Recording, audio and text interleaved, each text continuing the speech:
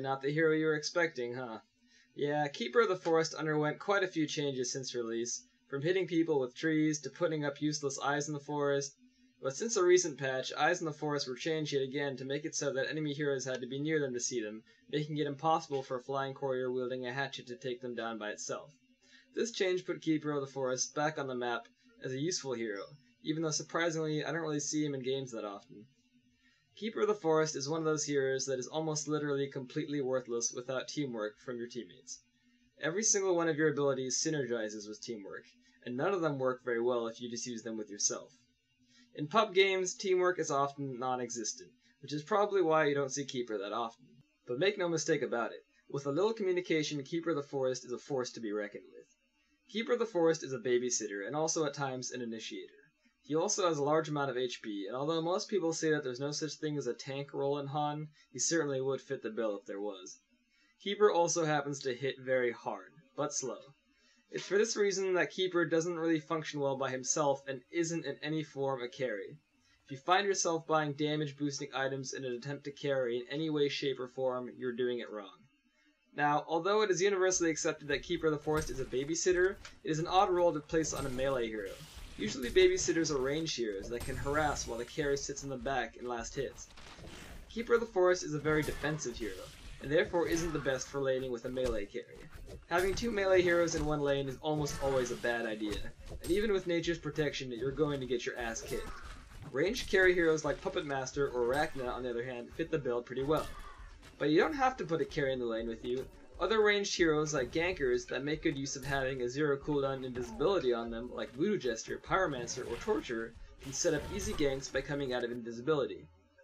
Now, onto an actual skill build. Generally, you want to always max Tree Sight first, because the earlier you max it, the sooner you will have tons of wards all over the place, which is what your team wants from you the most. Now, Camouflage is a great spell, but honestly, you only need one rank of it early on. 15 seconds isn't much, but it's plenty to throw onto one teammate for a gank or to quickly use to escape a near-death situation. For this reason, I only get one rank of Camouflage before maxing Tree Sight and Nature's Protection.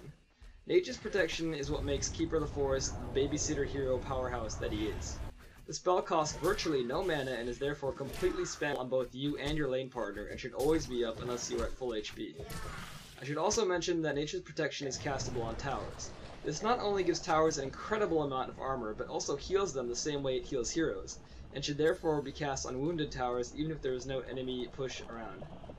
I also want to quickly mention that Keeper of the Forest can cast any ability he has without breaking his own camouflage. Now, on to Tree Sight. Besides your ult, this is really your most important ability. Tree Sight not only gives you vision of the entire map, but also provides complete tablet control and is capable of disabling neutral spawns. Neutral creeps won't spawn if there's a ward near them, and since Keeper's wards don't expire like Wards of Sight, you can literally keep the enemy forest from spawning creeps ever again. Tree Sight is a spell that should never be on cooldown. Since it has 3000 casting range, placing wards is extremely easy. Tree Sight has a long cooldown though, so you need to prioritize. Firstly, early in the game, you want the control over tablets. This ward can spot the tablets from rank 1. Note that Tree Sight's range increases per rank. This spot here, for example, can see tablets after your rank 3, but won't give you sight of it until then, so you shouldn't place it as your first ward. This tree here also provides sight of the west tablet, but is incredibly obvious, which brings us to our next point, subtlety. All good enemy teams will be destroying your wards with hatchets or spells. But since they need to be within 450 units to actually see the wards, placing wards behind the outer ring of trees is a good idea. When deciding where to put a ward, you should always avoid placing tree wards in the outer ring of trees. This is essential not only for keeping your wards up, but for also setting up ganks. People who knowingly walk past wards won't stick around that area for very long. After warding tablets, you should move on to warding up your own forest. Make sure not to place your wards too close to your own neutral creeps or else they won't spawn, which is something you don't want in your forest. Warding in your own forest makes ganking virtually impossible for the other team. Tree wards have true sight, so even with invisibility you are safe from ganks. After that you can proceed to ward up pretty much whatever you want. Blocking enemy neutral spawns is one of my personal favorite things to do because it really puts a dent in the enemy economy. Although your wards need to be close to the enemy creeps, you can still afford, and should, put them behind the first tree line. Don't forget to ward up special things like Kongor, the enemy secret shop, or forest paths that would otherwise let enemies juke you. Now, not much needs to be said about Keeper's ult. It's a massive area effect disable that immobilizes and disarms heroes. For this reason, Keeper's ult is a great anti-carry tool, especially considering a ghostly magic immunity. Use it to stop rampaging carry heroes who pop their shrunken hits.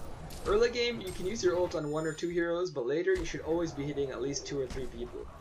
Now, not much needs to be said about how to use your ult. Invisibility is key for dropping good ults, obviously, but it shouldn't be relied on. A good enemy team will get dust or wards or an eye to see you, so you can't ult. Picking up Ghost Martyrs lets you sprint into teamfights faster, making ulting easier. Make sure you never ult without your team backing you up. Now, for items, I'm a fan of Refresher Orb and Frostfield Plate. Having a sustainer early game is awesome because it makes it so Keeper literally never has to go back to the fountain. Even if you don't have enough mana to ult twice right away, refreshing your ultimate in the fountain is amazing. Once you get that Frostfield Plate, you can double ult.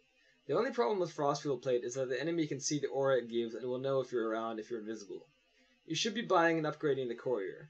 Some people like to get a hatchet early, but I prefer a Ring of the Teacher. If you do this, make sure you left-click the ring to make the aura heroes only so that enemies don't see the aura on creeps and they will know you're invisible. Now, I'm not really a fan of Mock of Brilliance on Keeper because it's incredibly expensive, and good teams will just counter it anyways. Later, you can turn your Ring of the Teacher into a Gnome's Wisdom.